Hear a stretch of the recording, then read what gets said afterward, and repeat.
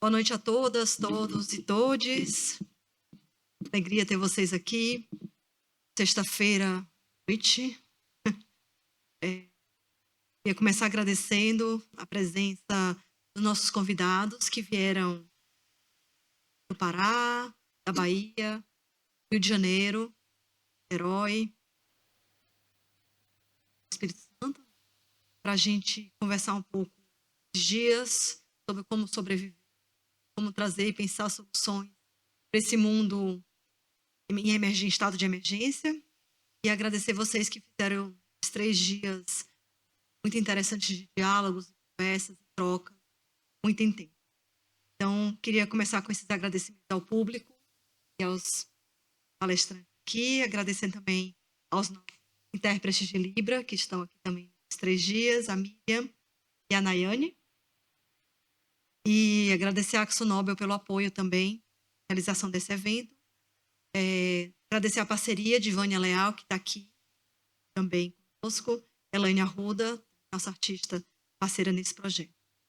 Então, a gente, nesses 3 dias de conversa, partiu, né, o título do projeto já fala, um rio não existe sozinho, e nós partimos dos rios, suas águas, para discutir a questão das emergências climáticas durante essas 3 mesas e também na oficina ministrada pelo... a gente pode se lembrar de que os rios brasileiros sofrem com a exploração desenfreada de seus recursos naturais, com desastres ambientais cada vez mais frequentes. E a gente percebe, noticia o tempo inteiro a presença de rejeitos de mineração, derramamento de óleo, descarte inadequado de resíduo industrial e urbano e a contaminação das águas que afetam severamente a fauna e a flora das diversas regiões do Brasil. Esse título do projeto, Rio Não Existe Sozinho, ele trata justamente não só de suas águas, mas de tudo que vem em volta com os rios. A presença dessa fauna, dessa flora, das práticas que acontecem ao seu redor.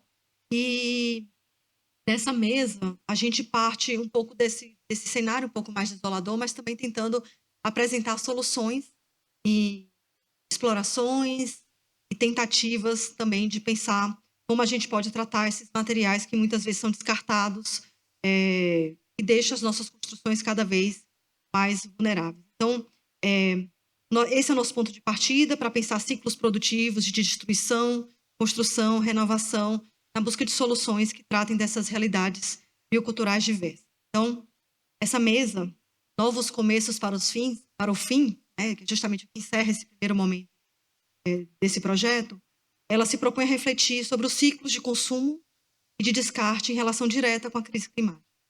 A demolição e construção de edifícios novos reforçam a lógica que afeta diretamente o consumo de recursos naturais e da nossa mão de obra. E aqui a gente vai ver o reaproveitamento de material, o reuso de edifícios, a requalificação de áreas, pensado como estratégia para conter a obsolescência, contribuir para desacelerar esse ciclo de destruição e reconstrução.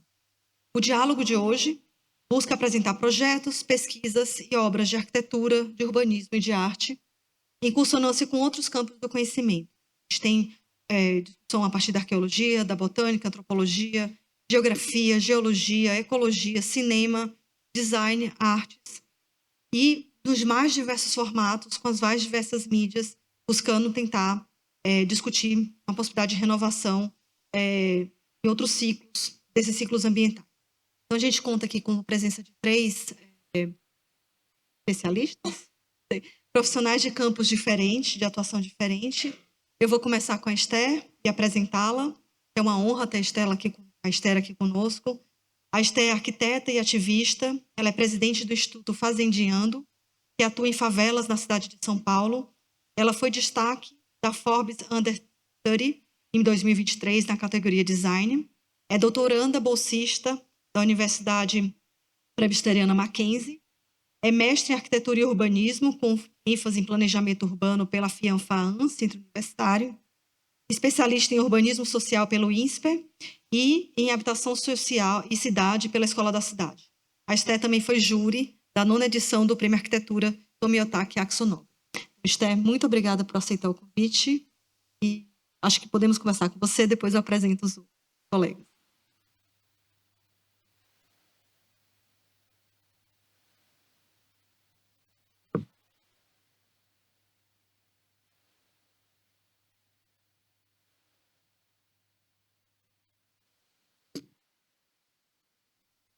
Tá, bom, vou fazer primeiro a minha autodescrição. Então, eu sou uma jovem negra de pele clara, com cabelos crespos. Estou vestindo um blazer preto, uma camisa marrom, uma calça jeans e um sapato. E, bom, gente, é uma honra imensa estar aqui. Acho que todo convite que vem da Sabrina é irrecusável para mim. Eu acho que nós somos porque há pontes, porque há conexões, e acho que a Sabrina é uma dessas pessoas que faz muitas pontes e muitas conexões e tem trazido temas extremamente relevantes, né, aqui para o Instituto. Então, acho que o Instituto tem ganhado muito assim, com a sua presença, seu ativismo também, acho que de certa forma, por trazer tanta relevância e tantas coisas urgentes, emergentes, para dentro desse espaço tão importante, tá? Então, obrigada mesmo aí por todo o carinho, Sabrina, e conte sempre comigo. Bom, meu nome é Esther Carro, eu nasci e cresci na favela do Jardim Colombo, é uma das favelas que fazem parte do complexo de Paraisópolis. Como já foi mencionado aqui, eu sou arquiteta, eu amo arquitetura, apesar de sempre achar que é uma profissão um tanto elitista, mas acho que eu vou mostrar um pouco aqui do trabalho que a gente tem feito em diferentes mãos, o como que a gente pode tornar cada vez mais a arquitetura ela acessível, e mostrar também, acho que o âmbito social e ambiental da arquitetura. E quando eu vi o tema, né, Um Rio Não Existe Sozinho, mexeu muito comigo também. Eu acredito muito na potência que existe no Rio. E quando eu era criança, eu nasci numa casa muito precária. E próximo da minha casa tinha um córrego, que eu vou mostrar algumas imagens aqui para vocês. Mas se tem uma das coisas que eu mais lembro da minha infância é quando chovia, o córrego alagava e a água, mesmo a casa não estando tão próximo do córrego, a água enchia, água suja, enfim, enchia a minha casa, a casa dos vizinhos, do entorno. E eu lembro ali de estar sempre... A nossa brincadeira era tirar a água da chuva dentro de casa. Então, acho que quando fala do rio, quando fala de casa, são coisas assim que mexem muito comigo. E... Bom, o contexto que eu vou trazer hoje para vocês é referente à favela. Tem aqui algumas palavras que eu acredito... não sei se são apenas essas que representam, mas eu gosto de trazer essas palavras porque quando falo muita gente até, às vezes eu chego em alguns espaços, as pessoas falam assim, Esther, mas é favela ou é comunidade? Eu falo assim, olha, eu não tenho nenhum receio de falar o nome favela. Antes era pior, né? O IBGE constava esses territórios como assentamentos urbanos precários, um nome muito feio de se dizer, mas favela eu acho que é potência. Mas ao mesmo tempo, quando eu falo de favela, eu gosto muito da palavra comunidade, porque eu acredito que no Jardim Colombo eu sempre vivi em comunidade, sempre as pessoas apoiando umas às outras, ajudando. Então tem esse senso de colaboratividade, de comunidade de uma maneira gigantesca. Uma outra palavra também é a diversidade. Então a gente tem dentro das favelas muita diversidade, muita pluralidade de pessoas, gente de diferentes lugares. Inclusive, antigamente, a gente podia dizer que eram pessoas só de outros estados, né, migrantes, mas agora também nós temos nas favelas pessoas de outros países. Então, há uma diversidade muito grande. A resiliência, porque eu acho que para viver numa favela também, você precisa ter muita resiliência diante de todas as dificuldades que existem, a criatividade. Então eu vejo assim, inclusive muitas soluções que nós utilizamos dentro dos nossos projetos vêm a partir da criatividade dos próprios moradores. Então, a gente busca fazer ali uma releitura do que já é feito e utilizando ferramentas técnicas. A potência porque realmente há muita potência, há muita gente incrível que nasceu, que cresceu, que continua morando dentro desses territórios, e também a questão dos desafios. E, bom, o rio, quando se fala do rio, eu queria muito só lembrar do rio da Amazônia, do Rio Limpo, mas infelizmente eu acho que você não precisa nem estar somente numa favela para encontrar cenários como esse, né? Se a gente vê o Rio Tietê, por exemplo, que se pensar que no passado era um rio onde as pessoas utilizavam para nadar, para o lazer, e agora é do jeito que está. E esse é o córrego Itararé. Aqui tem algumas imagens, né, que mostram um pouco do abandono, que mostram as pontes improvisadas de madeira para acessar de um lado para o outro, que mostra a altura, se vocês olharem na segunda imagem, a altura da água, onde ela chega, que mostra também incêndios, já que geralmente à margem do córrego existem moradias em madeira, então acaba, querendo ou não, acontecendo também incêndios, são áreas suscetíveis a incêndios, que mostra o lixo, né? Então a degradação ambiental. E, bom, eu escrevi aqui um pequeno poema. Acho que geralmente as pessoas tendem a citar um poema no final da apresentação, mas eu prefiro ler aqui para vocês neste momento, porque eu acredito que vai causar algumas reflexões mediante a minha fala. O rio que não existe sozinho. Há um rio que corre sem nome, corta florestas, desvia em morros e toca vidas que se empilham. Às suas margens, invisíveis sonhos. Não existe só esse rio esquecido.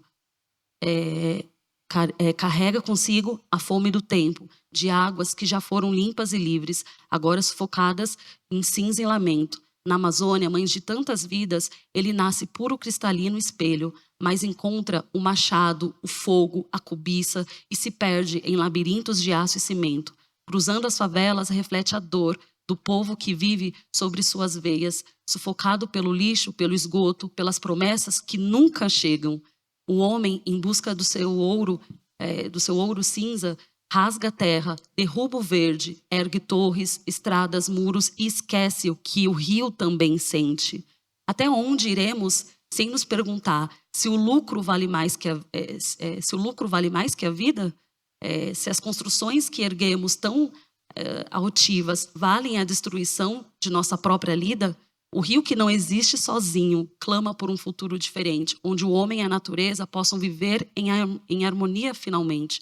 Devemos parar, olhar e ouvir o chamado das águas, do vento, da terra e, com coragem, mudar o curso, antes que tudo se perca em guerra. Que nossas mãos, ao invés de ferir, possa curar, reflorestar, reconstruir, e que o rio, que nunca esteve só, corra livre por onde o verde há de existir. E eu coloco essa imagem, que o André tirou essa foto ali dentro do Jardim Colombo, que é um improviso, né? Então, acho que quando a gente fala de rios dentro das favelas, existem diferentes rios, existem diferentes maneiras das pessoas elas fazerem um resgate de um passado. Eu acho que no Jardim Colombo, por exemplo, antes de se ter as primeiras ocupações, eram antigas fazendas. Tinha o córrego, ele era limpo, as pessoas brincavam, as pessoas lavavam as suas roupas. Então, é muito importante o que eu vou percebendo ao longo dos anos, e por meio de conversas com os moradores, é essa relação, de alguma forma, de tentar resgatar, não só do Jardim Colombo, mas porque, como nós temos mais de 50% de nordestinos dentro do Jardim Colombo, muitos cresceram ali com o rio, numa lagoa, então trazem essa memória de resgatar esses espaços.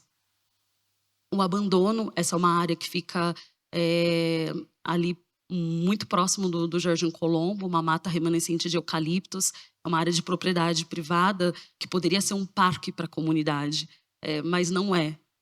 São áreas cercadas, são muros. Então, como eu li anteriormente, né, as nossas cidades elas vão criando muros, elas vão criando divisões.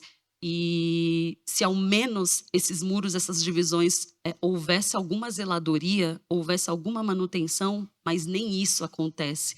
Então, do outro lado, que está cercado para que os moradores não frequentem o espaço, está abandonado. Também coloquei essa imagem, mas num tom um pouco, uma imagem do Jorge Colombo, para mostrar, reforçar a paisagem, e um pouco mais escuro, porque às vezes é muito poético, inclusive para quem vem de fora do Brasil, e falar assim, ai, mas há uma beleza, né, quando você olha. Mas as pessoas que não entendem de fato o que acontecem, não sabem as histórias que existem em cada casa. Não sabem que existe violência doméstica, abuso sexual, pessoas morando sem banheiro, pessoas com depressão, pessoas vivendo em casas extremamente insalubres. Então, acho que mostrar essa paisagem, acho que é muito bonito, né? A gente falar assim, todo esse laranjinha dos tijolos aparentes, por que pintar, por que não sei o quê, nananã. Mas o que contam, que história tem por trás desses tijolos? E a nossa história, a história do Fazendinhando, ela começa a partir de um lixão, a fazendinha. E é muito contraditório, né? Você falar fazendinha, mas fazendinha você pensa em uma área com árvores, com animais. Mas era assim. No passado, a fazendinha era uma área com vacas, bois, galinhas. O seu Chico, o senhor, ele cuidava com muito amor. Mas ele começou a ficar doente, ele já não tinha possibilidade de cuidar dessa área. Ele tentou entrar com uso capião para ter propriedade, e o proprietário, ele já tinha ele já tinha doado essa área para a prefeitura e não era mais possível. Mas ficou assim durante muitos anos, depois que o seu Chico ele parou de cuidar, porque já não conseguia mais. A área ela acabou ficando abandonada. Tem um declive muito acentuado, de 18 metros de altura do ponto mais baixo ao ponto mais alto. E você pensar que numa região onde não se há escolas, onde não há espaços públicos, onde não há áreas de lazer, mas você tem lixões. E quando eu falo de lixões, não é só a questão da degradação ambiental, que eu acho que acaba sendo meio óbvio para a gente. Quando eu falo de lixões em favelas, eu falo também das atividades ilícitas que acabam acontecendo. Eu falo de pessoas que acabam sendo mortas nessas áreas. Paulo mesmo, que trabalha na fazendinha, ele chegou a encontrar uma cabeça de uma pessoa. Eu falo de doenças, porque as pessoas que moram no entorno de um lixão, elas são mais suscetíveis a ficar doentes por conta de ratos, de baratas, escorpiões também, porque o cemitério Getsemane está logo ali do lado e muitos moradores já relataram a questão de escorpiões. E nós começamos um processo de mobilização ali em 2017, finalzinho de 2017, muito inspirado no trabalho que o Mauro Quintanilha, que está no meio dessa foto, segurando uma batata que ele encontrou lá na fazendinha. Ele fez a transformação, né, no Parque Citier, numa área muito maior do que a fazendinha, que era um lixão, transformou num parque. E ele, em todo o começo do projeto, não só esteve participando, mas nos inspirou muito. E eu gosto também, acho que é muito importante. Eu sou o tipo de pessoa que eu gosto muito de escutar as pessoas que são mais experientes. Eu acho que a gente tem muito a aprender com a história, a trajetória de vida das pessoas que têm mais experiência, né? Então, eu acredito que o Mauro, para mim, ele foi um grande professor. E nós começamos todo um processo de mutirões, de limpeza do local. Existem várias fotos, eu selecionei hoje fotos que estão mais voltadas para as crianças, porque é muito bonito também você ver, né, quando você começa a intervir a participação das crianças, e é importante ter as crianças ali, porque elas, de alguma forma, também incentivam as famílias a falar assim, bom, meu filho está ali brincando, por que eu vou continuar jogando lixo no local? Então, para a gente é muito importante, né? Até como estratégia, não só como também um estímulo, a questão da educação ambiental.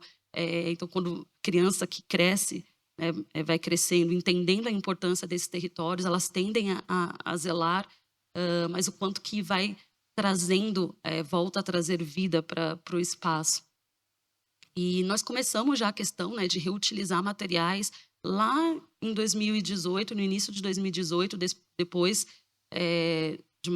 da retirada de mais de 40 caminhões de lixo. Hoje nós já retiramos mais de 200 caminhões.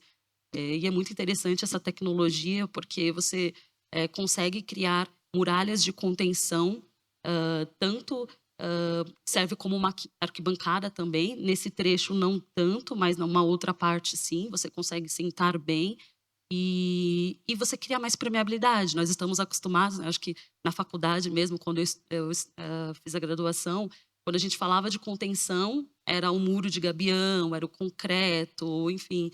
E aí você pensar que existem outras possibilidades também. E detalhe, todos esses pneus eles estavam descartados na rua, estavam ali no entorno do Morumbi, causando sabe, mal à saúde das pessoas, estavam lá descartados no meio da rua. E nós fomos até esses lugares, esses pontos, retirar esses pneus e dar um novo uso.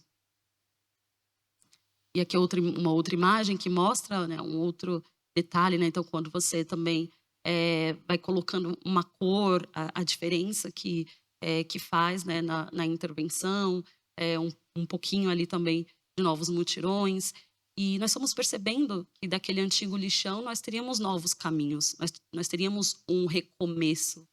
Então, eu acho que eu tenho estudado muito no doutorado, a gente costuma muito a encontrar a solução para um problema e não pensa nesse caminho. Nós somos muito guiados, né, ansiosos, acho que muito também pela questão do capitalismo. Não, eu preciso de uma solução, eu preciso de uma solução. Mas e esse processo? Eu preciso do resultado final, mas e esse processo? A gente dá valor ao processo, ao que acontece, porque a Fazendinha, o projeto não está finalizado, mas a gente tem muito orgulho de relatar, de conversar, de discutir sobre esse processo. E hoje ela traz esses novos caminhos, esse novo recomeço. Hoje já é um espaço de lazer que não tinha antigamente na comunidade. E ali é muito interessante também, porque a gente vem trabalhando a questão da educação ambiental desde o comecinho, desde os primeiros festivais, desde as primeiras atividades. Então a gente vai trabalhando desde mostrando hortas, nos mutirões, fazendo brinquedos, tendo oficinas com brinquedos feitos com materiais reciclados. Recentemente mesmo, também nós fizemos uma atividade onde nós tem uma imagem ali da Silvia entregando um lanchinho e um recado para a vizinha da fazendinha.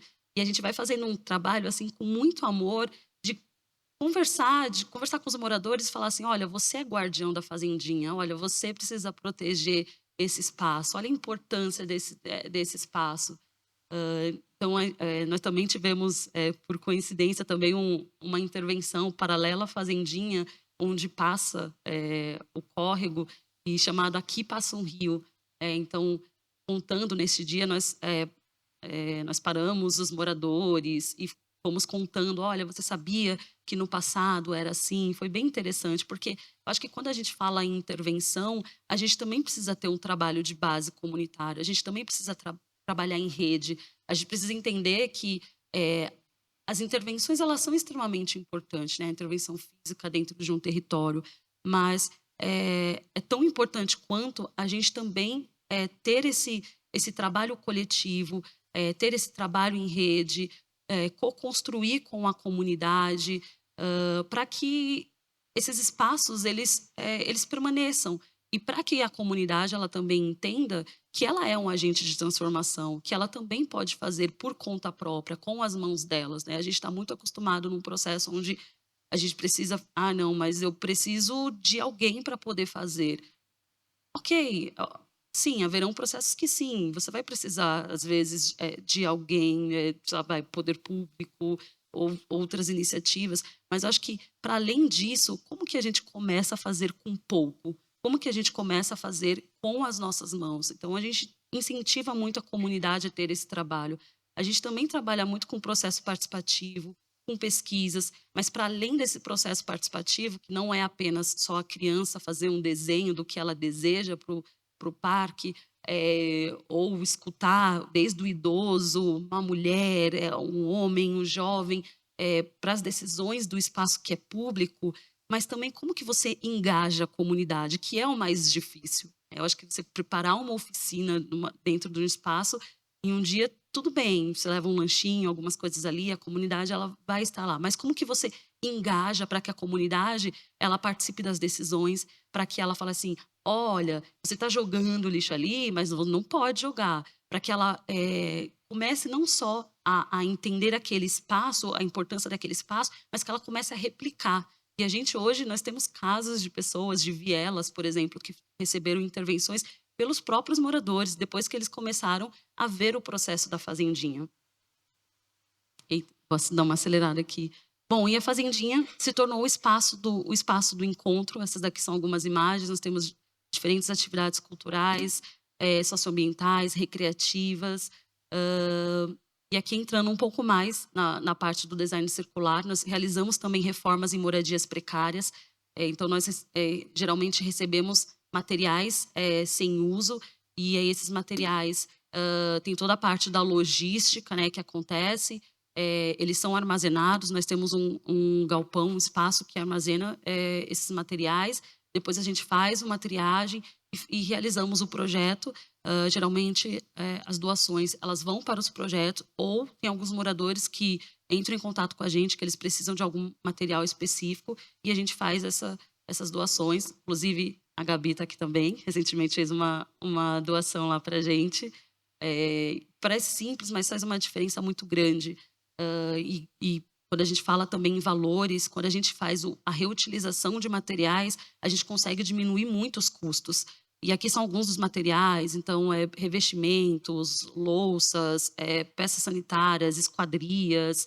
Essa é a casa da Dani, foi a primeira casa que nós utilizamos esse conceito. Então, aqui são fotos de antes, como ela morava, e fotos do depois. Todos os materiais eles foram em doação, somente a pia que não, mas tudo foi feito com reaproveitamento. Inclusive, até esse material que está na fachada era um material que estava jogado lá.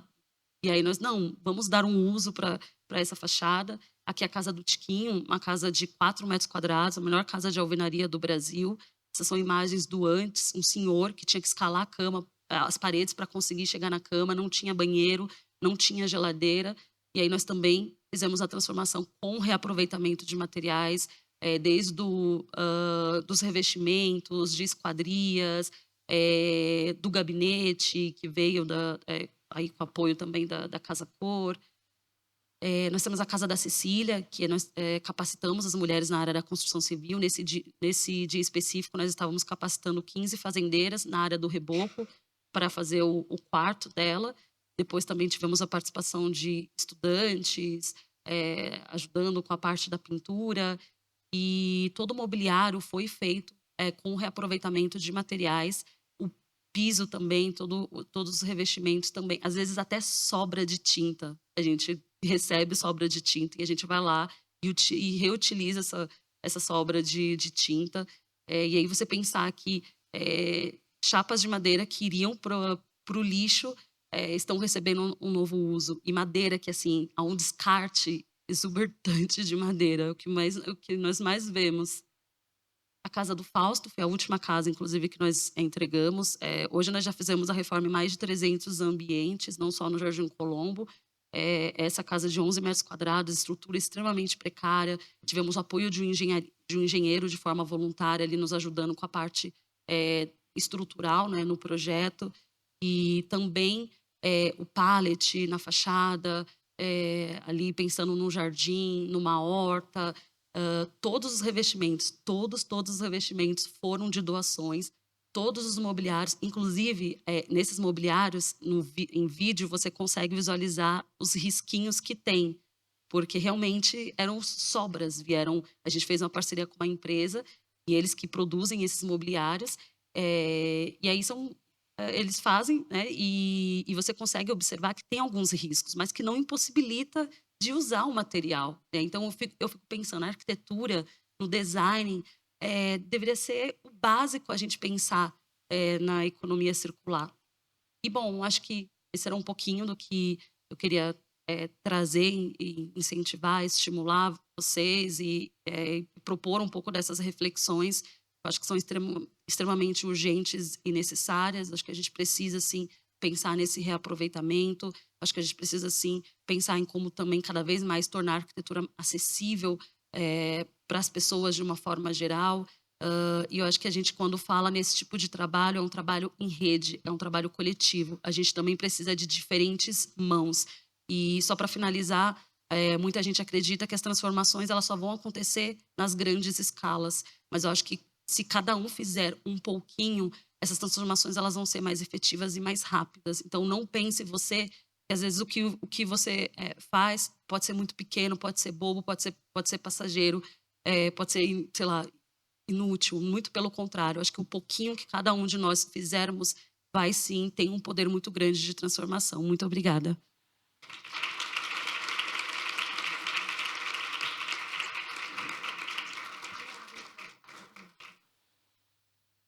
Bom, obrigada, Esther.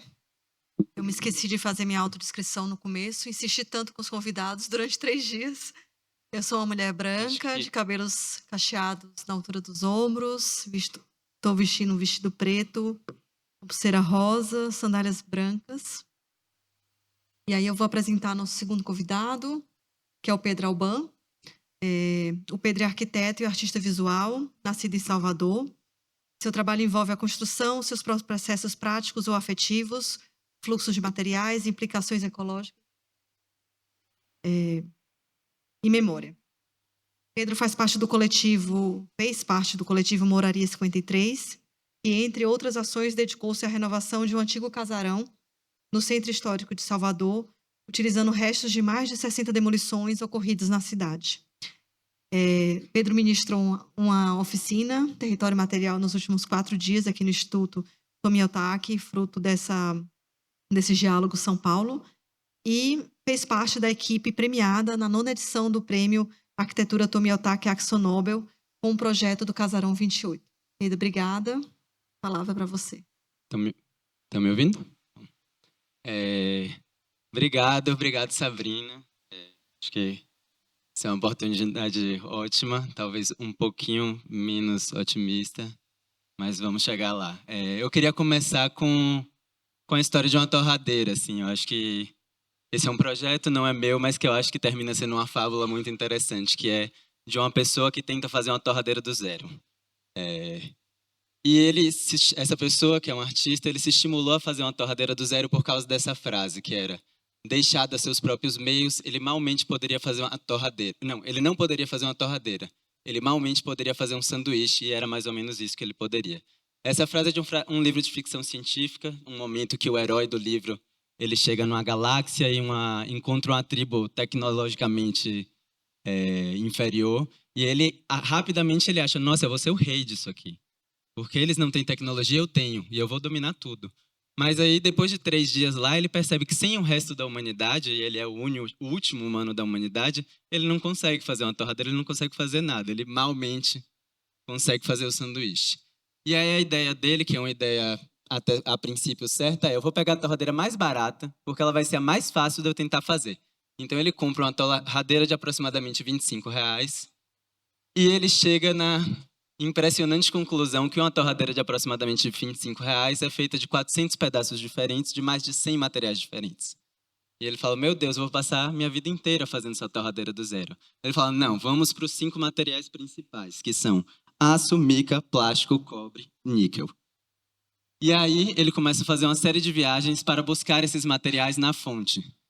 E nessas viagens ele se dá conta do que a gente normalmente não se dá quando a gente compra essa torradeira, que é: todos esses materiais vêm de lugares, e lugares com grandes processos de extração. Nesse caso aqui eu tenho a mina de Carajás, no sudoeste do Pará. Ele bota um pouco de minério de ferro para fazer o aço dele, leva para casa na mala, usa uma série de processos relativamente caseiros, e aqui você vê que ele já rouba um pouco, porque o do zero dele exige umas máquinas que ele também não fez do zero. Mas ele consegue fazer a torradeira. E é uma torradeira que funciona por aproximadamente 3 segundos, ela começa a brilhar lindamente, depois os fios entram em contato e ela explode porque ela não tem isolamento suficiente. Aqui ela com a capinha de plástico.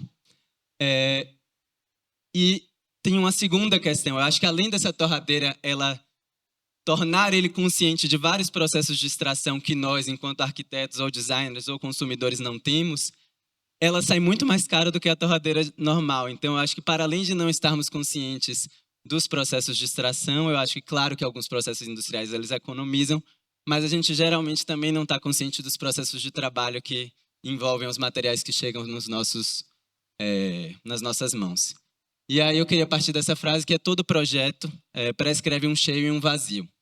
Então, toda arquitetura, apesar de a gente chamar de arquitetura apenas o construído, ela é feita de um espaço construído e um buraco em algum lugar, que é um espaço de extração. Porque apenas um dos dois é o que chamamos de arquitetura.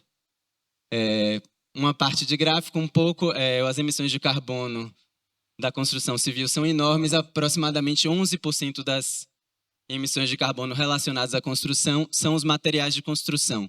Mas se eu considerar que indústria é 32% e boa parte da indústria serve para fazer os materiais e transporte é 23%, boa parte do transporte serve para levar os materiais, na verdade eu tenho aproximadamente 50% do carbono incorporado relacionado aos materiais. E a conversa de arquitetura sustentável hoje em dia ela gira muito em torno do que não são os materiais, que é o carbono operacional. Então quanto ar-condicionado o meu edifício gasta, quanta energia o meu edifício gasta durante a fase de vida dele, né? Eu estou vivendo e esse edifício está emitindo carbono porque eu uso ele. Mas tem um problema nisso, que é o carbono operacional, que é esse do ar-condicionado, eu pago no crédito, né? Todo ano eu uso e eu pago um pouquinho. Todo ano eu uso o prédio, eu emito um pouquinho. O carbono incorporado eu pago à vista. No primeiro ano de um edifício, todo o carbono relativo a seus materiais já foi emitido. Isso quer dizer que para um edifício de 10 anos, então assim, se eu construir um edifício em 2024, esse edifício construído com materiais tradicionais da nossa arquitetura, em 2034, o carbono dos materiais ele ainda é muito superior ao carbono da emissão do ar-condicionado. Então, assim, do ar-condicionado e da luz, de toda essa emissão energética da vida do edifício. Então, para daqui a 10 anos, o carbono dos materiais de um edifício ele é 74% do total de carbono emitido daquele edifício. Isso quer dizer que, se eu preciso resolver a crise climática nos próximos 10, 15 anos, eu preciso começar a olhar para o carbono dos materiais. Não dá só para fazer edifício de ventilação natural. E aí, como fazer a torradeira de um outro jeito? Como tornar cadeias de circulação material coisas visíveis? Como saber de onde vêm as coisas que eu boto na arquitetura? E a Arquivo ela vai trabalhar de alguma maneira com isso. A Arquivo é uma empresa de 3 sócios, eu, Natália Lessa e Fernanda Veiga, que ela é uma empresa especializada na reutilização de materiais. Então, a gente desmonta edifícios ou situações de obsolescência da cidade que poderiam estar fornecendo materiais reutilizáveis e fornece esses materiais para outros arquitetos e outras pessoas com outras intenções. Então, em linhas gerais, a gente entra numa casa assim, essa é uma casa no Horto Florestal, que é um bairro que seria aqui os Jardins, e onde o PDDU mudou, por isso, um bairro onde as casas tinham valor de imóvel, passam as casas a ter valor de terreno, então a gente entra numa casa assim, que é uma casa em super bom estado, a família acabou de sair daí há menos de uma semana, e a gente entrega a casa assim. Então a gente faz uma desmontagem radical de um antes e depois invertido da arquitetura. Todos os materiais são cadastrados com um sistema, enfim, de códigos. Isso é levado para um terreno que a gente conseguiu em parceria com a construtora que cede esse terreno para a gente pelos últimos 3 anos, a Civil. Eles são fotografados, isso vai para um site, as pessoas também visitam lá e isso passa a integrar diversas arquiteturas de diversas faixas de renda e diversas estéticas possíveis. Isso, de alguma maneira, parece maravilhoso e não é nada novo. Se eu for olhar edifícios antigos, o reuso era super comum. Aqui eu tenho a demolição em 1912 da Capela da Moraria, e eu vejo que a demolição ela é feita por muitas pessoas, num trabalho manual, mas também que no final dessa demolição eu tenho uma série de pilhas de material ali no fundo, que são os materiais recuperados dessa demolição, que na verdade é uma desmontagem e que vão ser reincorporados em outros edifícios. Então, essa é a história do mundo, não do nosso mundo, mas do mundo até onde, durante muito tempo. Isso não é a realidade só no Brasil. Aqui eu tenho a demolição de um palácio em Bruxelas, onde eu vejo ali no cantinho esquerdo uma placa escrita materiais à venda. Então eu tenho um momento das cidades onde toda a demolição ela era simultaneamente uma Ferreira Costa ou uma loja de materiais de construção. A desmontagem era um espaço de comercialização e a partir dali, porque você tem que imaginar que todo o transporte é animal, então se eu tenho que botar tudo num carro de boi, todo o material que está mais perto de mim vale muito mais a pena que todo o material que está mais longe de mim. Então, reutilizar era óbvio, independente de sustentabilidade ou desses outros discursos. Essa não é, enfim, essa não é a realidade atual. Atualmente, quando a gente encontra um bairro com horto florestal, onde o plano diretor muda e casas podem virar prédios, a solução para a maioria dessas casas é essa, né? Uma demolição comum com todos os materiais dentro. Essa é minha sócia posando com uma Hyundai. E eu acho que tem alguns motivos para isso, que é a pressão imobiliária. O valor do terreno ele fica tão caro que não vale a pena atrasar a minha demolição nem um dia. Então, assim, se o meu terreno, o aluguel dele custa 50 mil, desmontar ele em 3 meses, se eu posso demolir em 3 dias, é uma perda de 150 mil reais que não é compensada pela venda de materiais desse terreno. Então, quanto mais caro o terreno no centro da cidade, maior a pressão para demolir mais rápido. Uniões químicas. Os edifícios de hoje em dia são muito menos desmontáveis que os edifícios do passado, por conta do cimento, por conta das impermeabilizações, por conta das argamassas AC3, das colas PUs, dos epóxis, todos possíveis.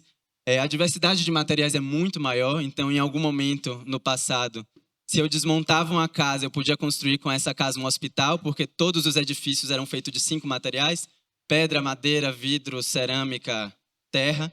Então, eu tinha uma permutação muito grande. O que eu desmonto é exatamente o que eu vou construir. Agora, quem vai desmontar um hospital para construir uma série de casas? Os materiais são loucamente diferentes. Um é todo de plástico, o outro é todo de cimento. Então, vai ficando difícil bater um com o outro. Enfim, tem muitos mais motivos. Esses foram algumas das obsolescências que a gente foi pesquisando na oficina durante a semana.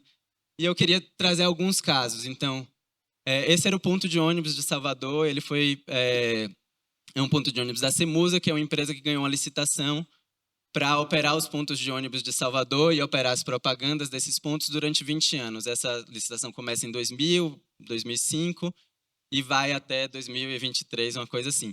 Quando acaba a licitação, a Cemusa decide não entrar na licitação nova. Então, uma outra empresa ganha a nova licitação. Só que essa outra empresa não tem os direitos autorais de fabricar novos pontos desse tipo, porque o ponto é da Cemusa, o ponto não é da empresa. E ela também quer botar o modelo de ponto dela. Então, pequenas questões normativas fazem com que 450 pontos de ônibus, um pouco mais, feitos para serem desmontáveis, inclusive, porque eles são do Greenshaw, que é um escritório que desenhou tudo para ser desmontável.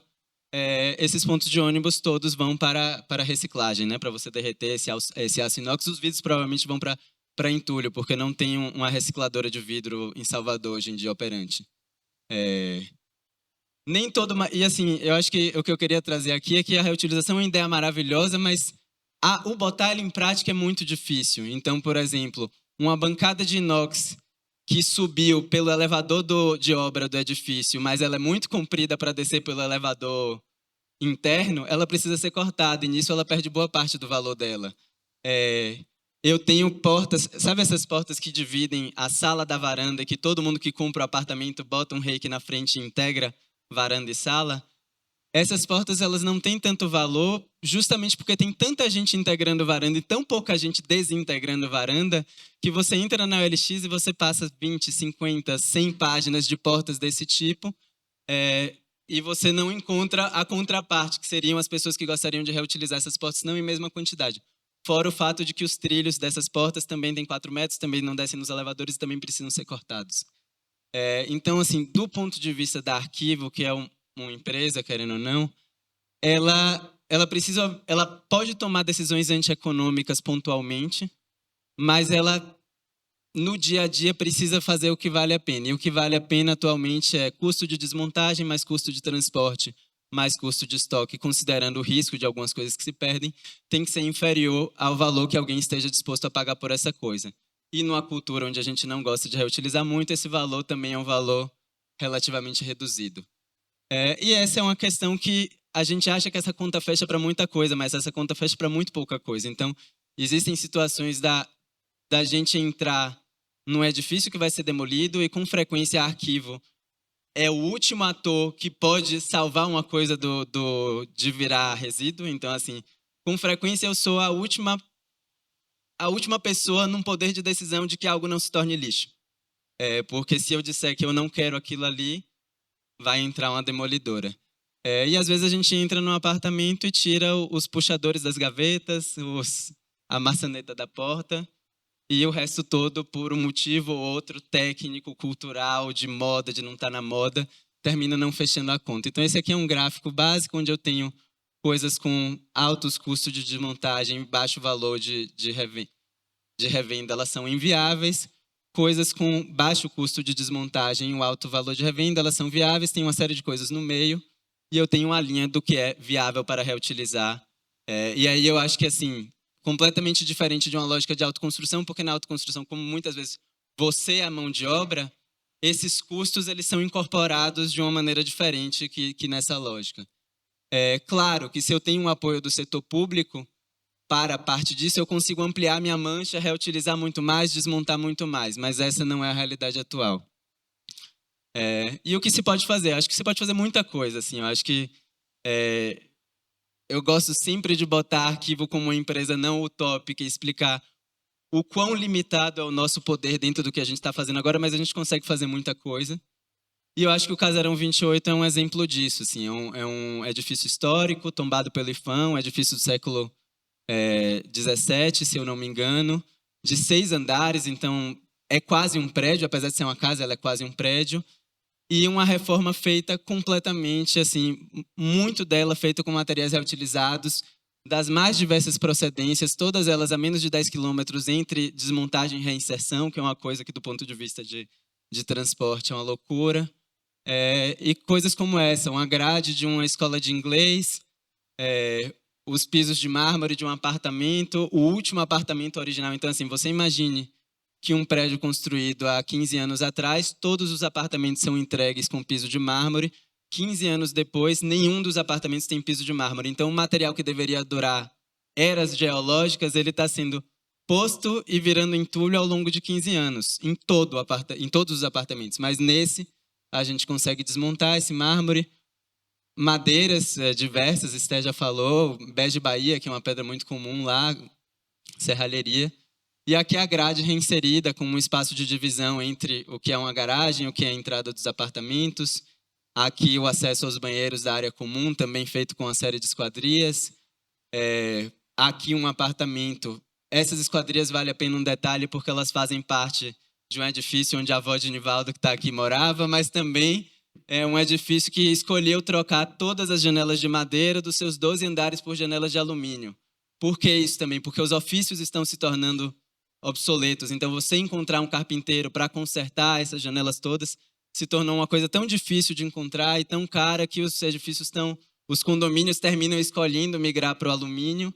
E assim, 450 janelas dessa vão fora. E a gente vai recuperando. E aqui esse apartamento ele é todo feito com essas janelas que a gente já fez piso, já fez porta, já fez teto, já fez tudo com essa janela. Aqui uma divisória de tacos, a mesa também é feita com vidro temperado. No apartamento de baixo, uma bancada de porta. Essas nuvens de forro também são os forros com meias reutilizados. Eu acho bem interessante aquela cozinha, porque também não é uma tempestade perfeita, no sentido de você estar procurando exatamente um material e você encontrou aquele material perfeito, por isso você reutiliza. Eu tenho uma cozinha onde uma bancada dela é um tipo de pedra que veio de um shopping, um restaurante de shopping, a outra pedra é de um outro tipo e veio de um apartamento, e a bancada de lá é o resto da bancada inox que a gente teve que cortar. Então, assim, exige uma flexibilidade no projeto que não é o projeto que a gente está aprendendo nas universidades, que não é o projeto que a maioria dos escritórios está aprendendo ou pratica. E essa flexibilidade é essencial para você viabilizar esse tipo de coisa. Aqui outra vista e coisas do tipo, né? Eu quero reutilizar uma porta semioca como mesa. Eu sei que portas semiocas têm 2,10 metros de altura. Se eu faço minha estante com 2,10 metros, isso quer dizer que qualquer porta semioca que eu vou encontrar no mercado vai ser reutilizável nessa estante. Então, às vezes, modular meus espaços em cima do que são os módulos do descarte, que são os módulos da construção civil, ao invés de querer fazer a estante que está na minha cabeça e que tem o desenho da minha cabeça, que, por ser tão enrijecida, normalmente vai demandar a extração de matérias-primas novas, eu consigo fazer uma coisa que está mais conectada com o mundo real e, por isso, incorpora materiais que já existem. Isso tudo é ofício. Assim, o Casarão 28 é um trabalho de ofício. Letícia, no primeiro dia, mostrou fotos de seu Antônio, acho que é o grande professor carpinteiro dessa minha geração. Seu Antônio está ali na esquerda, é o carpinteiro responsável por toda a parte de carpintaria do Casarão, e é um mestre que está se perdendo, que hoje em dia finalmente está com um ajudante, que é Léo, mas durante muito tempo estava sem. Já tem 63 anos, se eu não me engano, e Tozinho, que é outro mestre serralheiro responsável por toda a parte de grade do Casarão. Duas figuras que, enfim, mestres e professores, assim, para todo um conjunto de arquitetos que está mais ligado com essa educação na prática.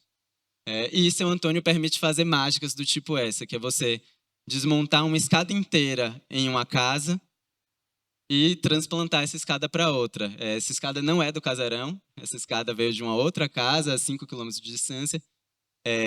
Foi difícil, porque não foi a gente que desmontou, então ninguém numerou degrau nenhum, foi um quebra-cabeça remontar essa escada.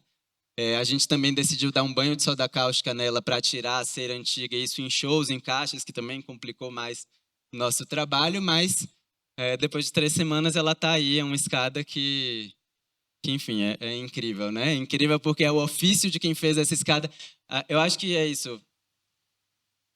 Reutilização é uma questão de sustentabilidade, mas é uma questão de preservação de memória. Às vezes é a memória de quem viveu naquela casa, às vezes é a memória do ofício, às vezes é a memória da madeira, porque eu acho que é muito comum, por exemplo, a gente vai desmontar casas em Salvador, e se ela é dos anos 70, ela é de sucupira, se ela é dos anos 50, ela é de uma outra madeira, se ela é dos anos 90, ela é de maçaranduba, porque isso são ciclos de extração.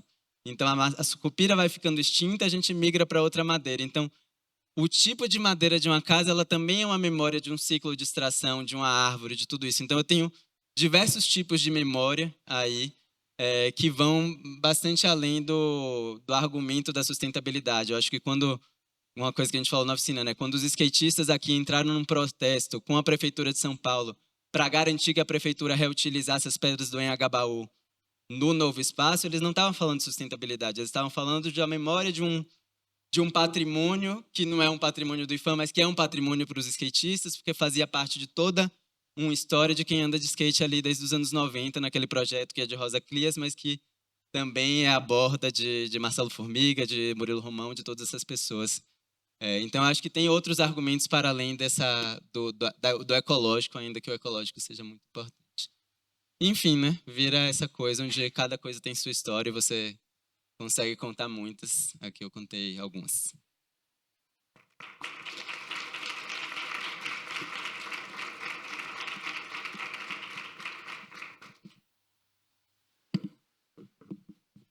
Alô? Obrigada, Pedro. Vou passar a palavra para Emanuel Franco, antes vou apresentá-lo. Emanuel é um artista visual e curador. Ele iniciou sua produção artística na década de 70, participando de exposições, salões de artes e outras manifestações culturais em Belém e em outras cidades do país e do exterior. Foi assim como artista selecionado e premiado. Realizou sua primeira exposição individual em 1982, na extinta Galeria Ângelos, do Teatro da Paz. Ele é diretor da Galeria de Arte UNAMA e curador do Salão UNAMA de pequenos formatos até 2015. E atualmente ele exerce a direção do Museu de Arte Sacra da Secretaria de Cultura do Pará. Manuel, muito obrigada por vir, por estabelecer essa conversa conosco. Alô, ok. Bem, primeiro vou fazer autodescrição, né?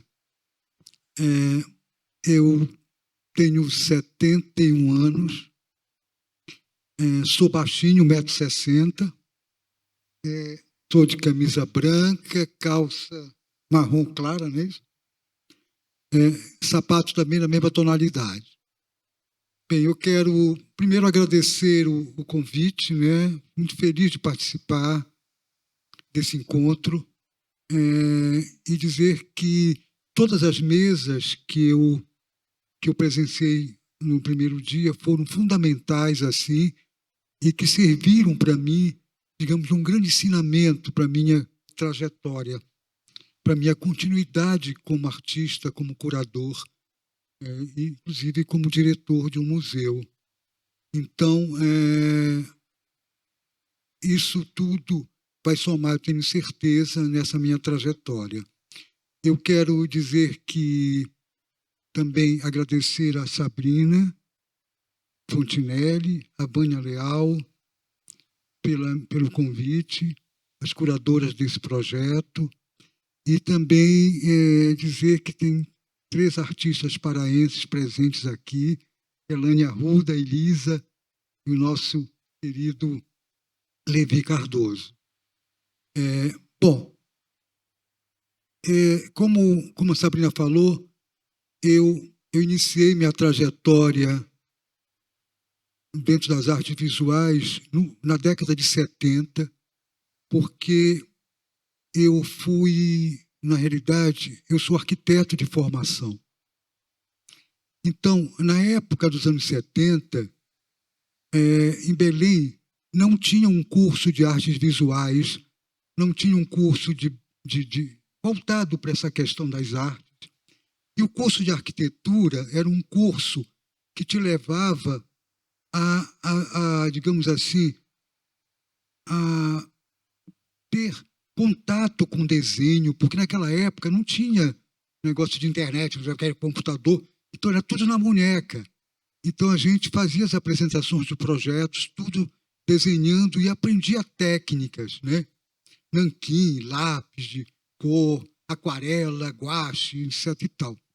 Então, como eu já gostava de desenhar, isso para mim foi um grande incentivo. Eu ia para as aulas de desenho e plástica com o maior prazer, né? Porque era aquilo que a gente estava aprendendo a fazer, essas técnicas.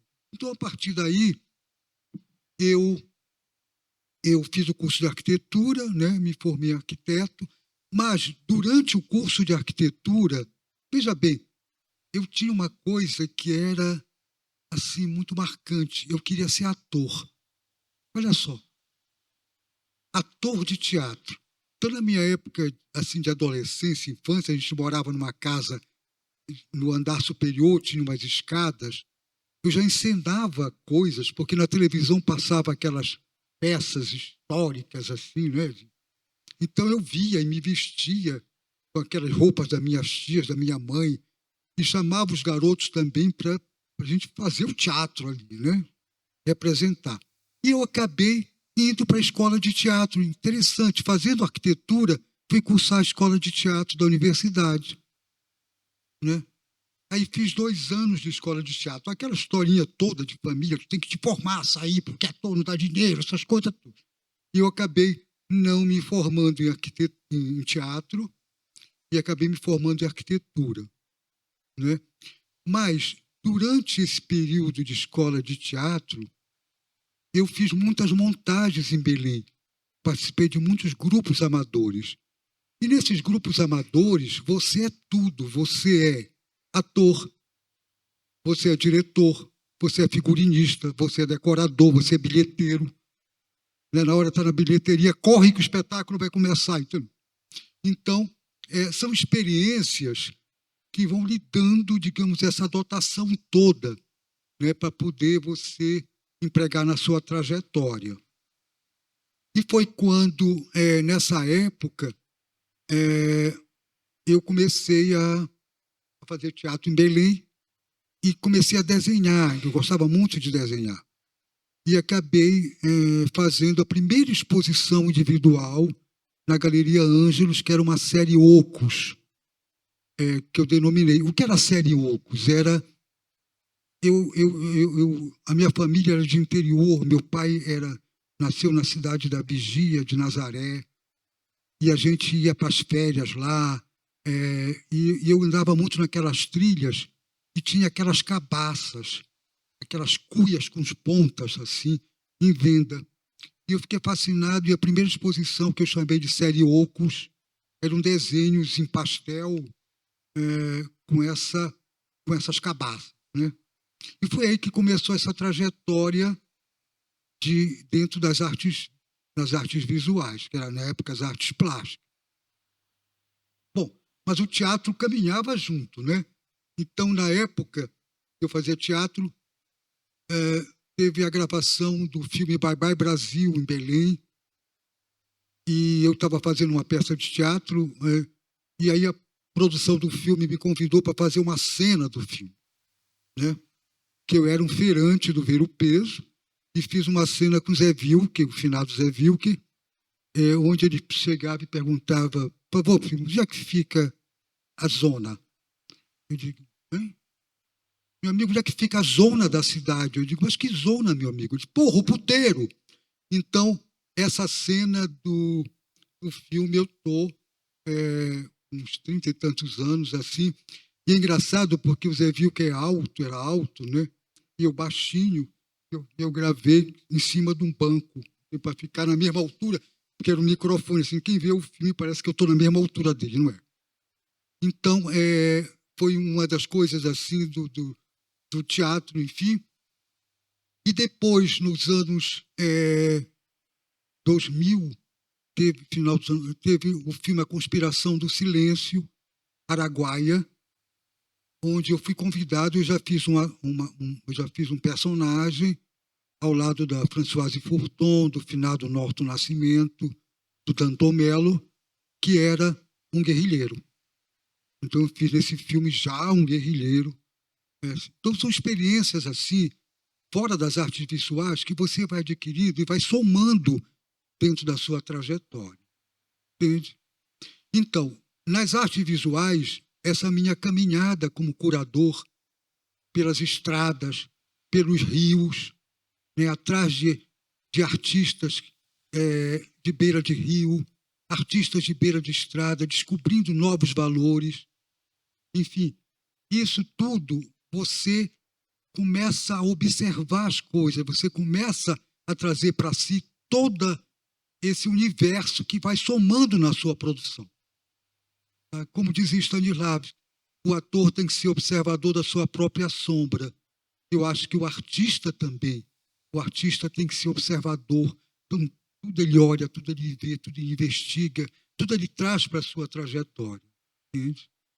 Bom, e aí comecei a trabalhar, e o que eu vou passar agora são da série Trajetos da Poeira, que são desdobramentos do meu olhar nas estradas, né, nos rios, e que eu vou mostrar para vocês isso aí agora, tá certo? Vamos lá.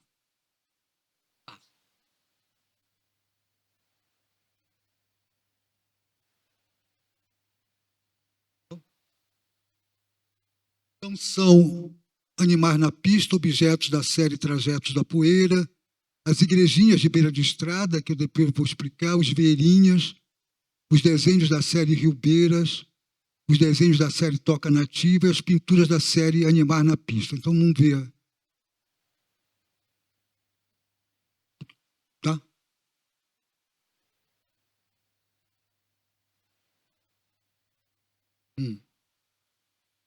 Tá ok.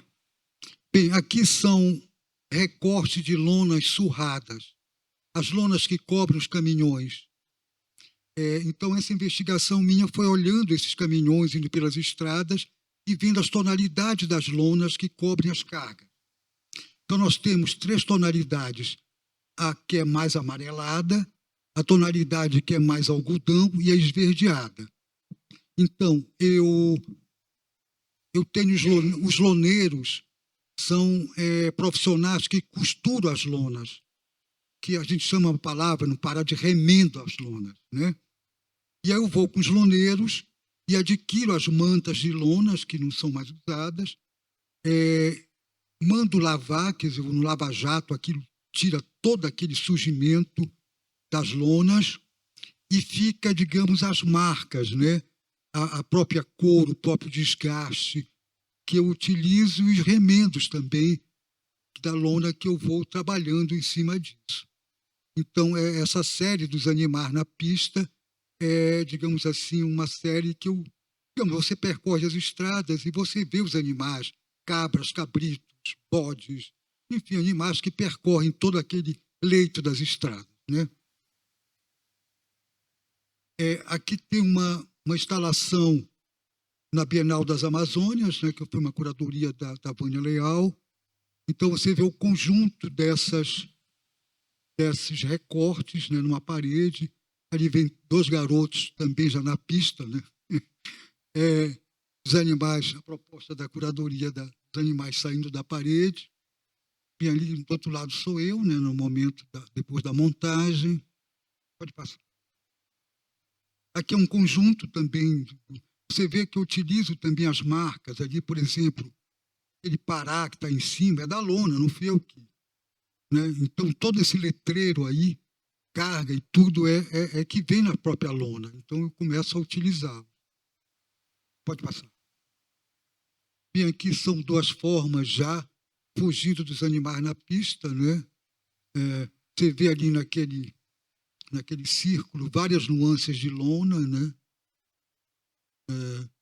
Esse trabalho de tiras que eu trabalho, esse relógio, que é um relógio que marca as 2 horas, que é típico da hora da chuva de Belém, a chuva das 2.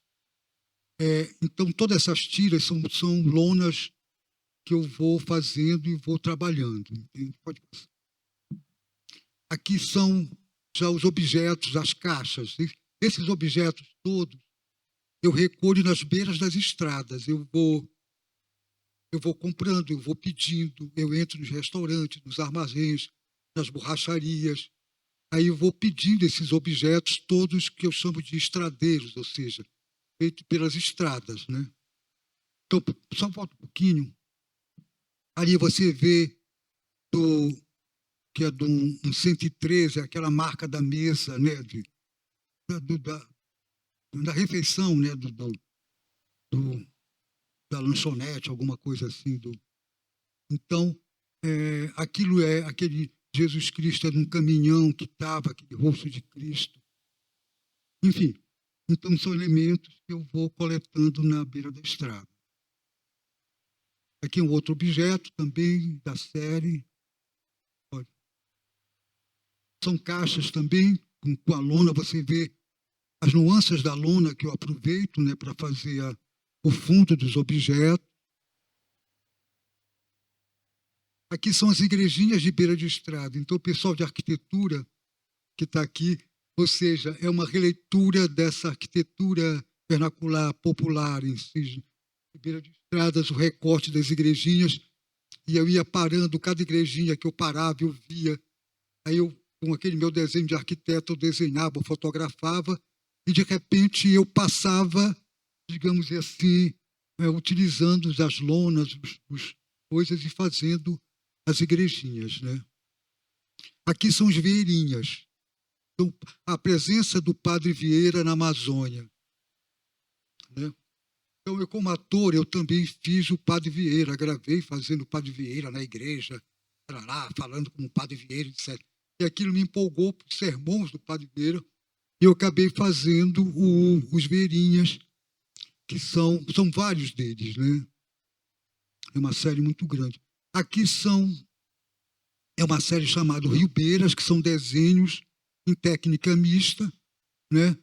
Que é um misto, digamos assim, de animais junto com os rios, junto com toda essa minha caminhada, né? Pode passar. Aqui eu vou contar esses desenhos que é chamado de Toca Nativa. Eu estava fazendo uma curadoria para o Arte Pará, e eu estava num mangue, no interior do Pará, um mangue. E aí, nisso, quando eu estava no mangue, um pássaro, você está me entendendo? Não, um animal, perdão, tipo um cabritozinho, uma coisinha, me circulou assim todo o tempo. Andava e aquele animal do meu lado, entendeu? Aí eu disse, um dia eu vou fazer Toca Nativa, que era a presença do animal. E aí, o que aconteceu? No outro dia que eu voltei, eu vi uma série na televisão que era um índiozinho que as pessoas tentavam entrevistar esse índio e todo o tempo ele fugia da toca dele. Então aparece o índiozinho fugindo, né, a toca vazia. Eu fiquei impressionado com aquilo. Eu digo, será que esse índio não era aquele pássaro que estava me rodeando? Estou brincando. Então, acabou surgindo a toca nativa, que são a presença do bichinho com o animal que estava aqui. Vamos lá. Bem, aqui são já pinturas derivadas dos animais na pista, ou seja, veja bem, eu tenho como eu falei, uma formação de arquitetura, e naquela história de ser arquiteto, você desenhar bem, desenha muito bem, academicamente. Então, eu tentei fugir disso, como se eu fosse desenhar com a mão esquerda, né? E aí eu comecei a fazer os recortes no EVA de animais, entendeu? E esse recorte serve como carimbo para minhas pinturas. Então, por exemplo, esse animal que está em preto, ele pode estar num outro momento, numa outra cor, numa outra textura. Eu tenho vários deles que eu vou tatuando, fazendo a minha pintura com esses EVAs, com esses recortes, né? Pode passar. Aqui também são os pássaros, né? Também a mesma coisa dos recortes. É isso. Acabou. Bem, claro, eu teria muita coisa para mostrar, mas, enfim, é um pouco da minha trajetória, de tudo aquilo que eu venho trabalhando e também, digamos assim, essa minha trajetória dentro das artes visuais e da curadoria. Tá certo? Um abraço a todos.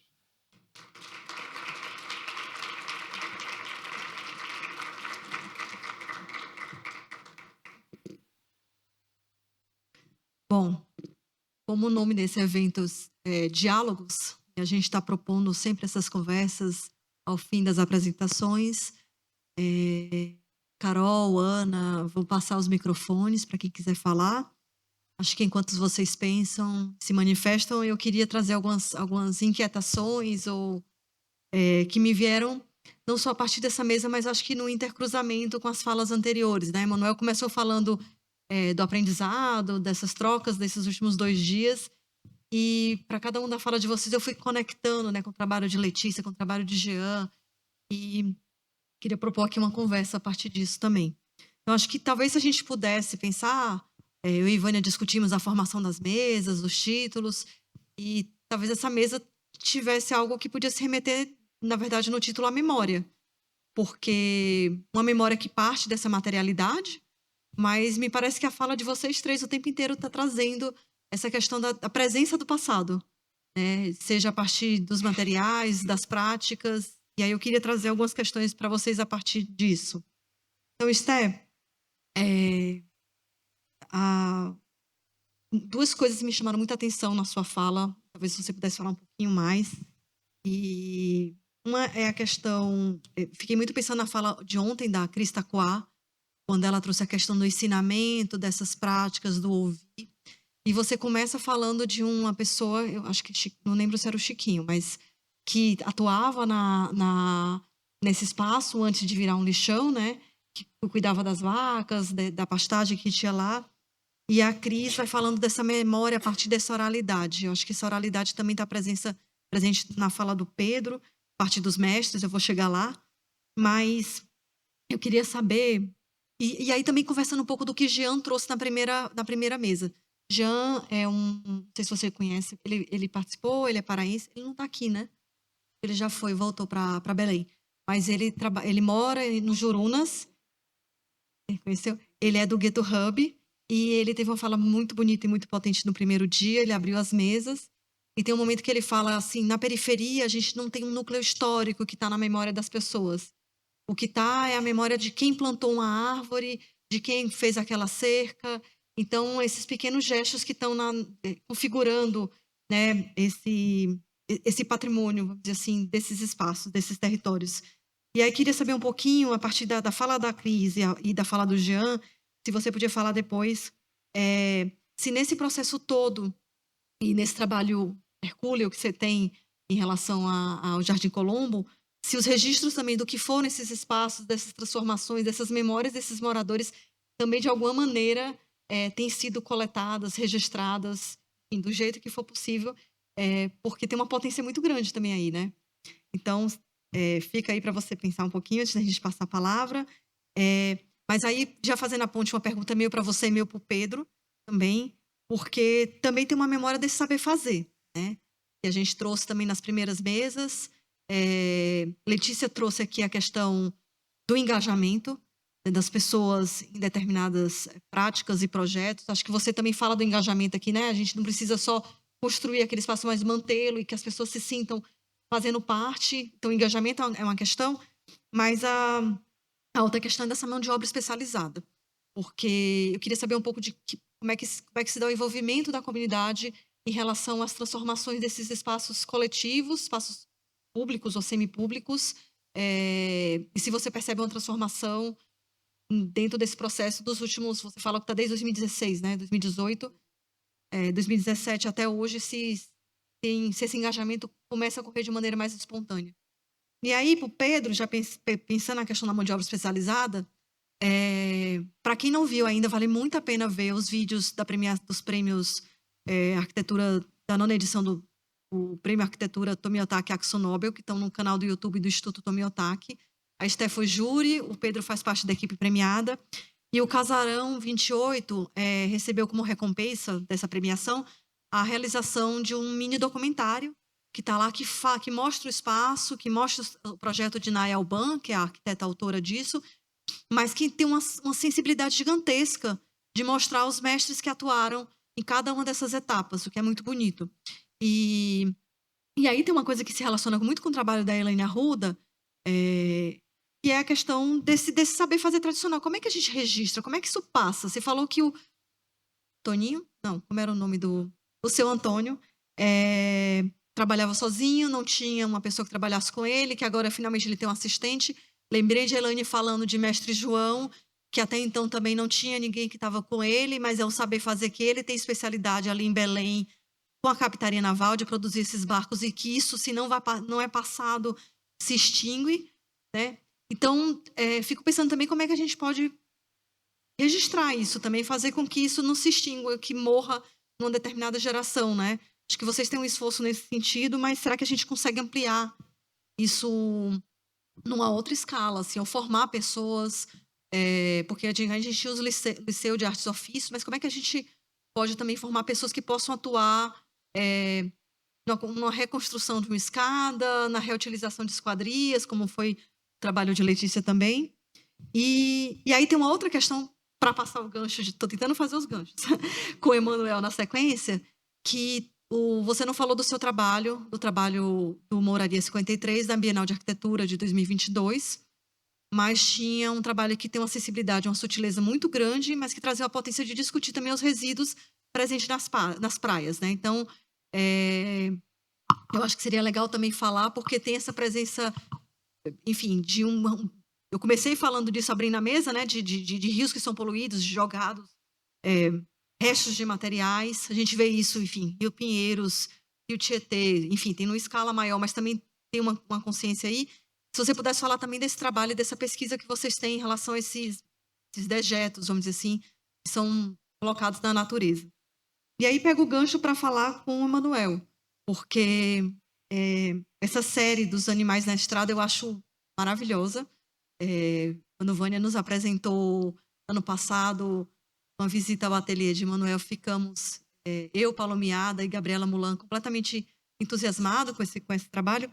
Mas eu sei que por trás dessa produção, né, você falou do resultado, que é muito interessante, mas tem uma pesquisa sua em relação às rodovias e a Transamazônica, né? Então, queria que você falasse um pouquinho também dessa pesquisa, desse impacto, porque são animais mortos, né? Ou não. Então, no meu imaginário, o que ficou na minha memória, já que a gente falou de memória, eram imagens de animais que morrem nas pistas, mas se não for, me corrija se eu estiver errada, e a gente podia falar um pouquinho também dessa relação homem-natureza, dessa destruição que vem numa outra escala, com a construção dessas infraestruturas urbanas, que a gente O professor Carlos Nobre associou muito ao período da ditadura militar, na fala dele de abertura do evento, né? Mas aqui a gente vê que ainda continua acontecendo esse impacto gigantesco. Então, são questões para vocês pensarem. A gente podia abrir uma rodada de perguntas. Se alguém tiver questões, levanta o braço.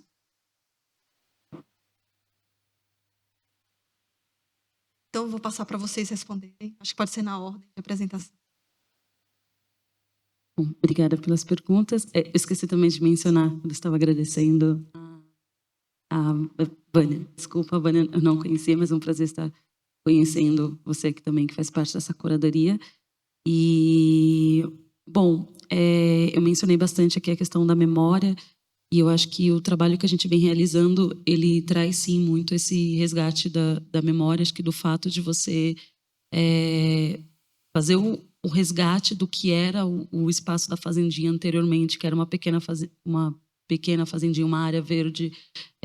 A gente já está falando desse resgate, desse imaginário do que era no passado.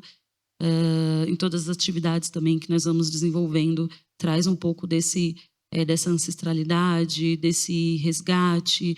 E eu acho que nós ainda não chegamos a fazer em registros fotográficos, mas está muito presente nas atividades e no desenvolvimento do projeto.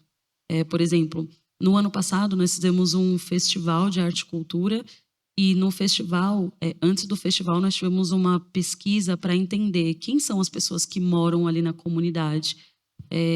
Uma das coisas que eu já sabia era que grande parte das pessoas que moram ali, elas são migrantes, né, que vieram, a maioria ali do Nordeste, para mudar de vida. Ali a região do Morumbi era uma região que estava precisando de trabalhadores, e ali era onde tinha uma demanda, uma oferta muito grande. Só que a gente queria entender um pouco mais, tá?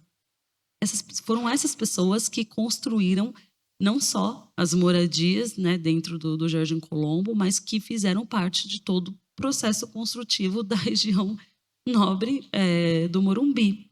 E por que não enaltecer a voz dessas pessoas? Então, quando nós fizemos o festival, o tema do festival foi a cultura nordestina. No festival, nós colocamos fotos de alguns nordestinos, as fazendeiras também. Nós temos capacitação na área da gastronomia. Elas aprenderam todos os pratos, foram culinárias nordestinas.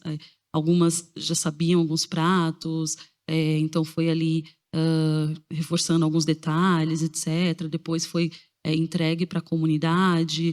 Eu acho que também quando a gente fala no projeto arquitetônico do espaço, além da coleta que nós tivemos das crianças, dos idosos, das mulheres, dos jovens, homens, etc., a gente também tenta fazer ali um resgate do que era nesse passado.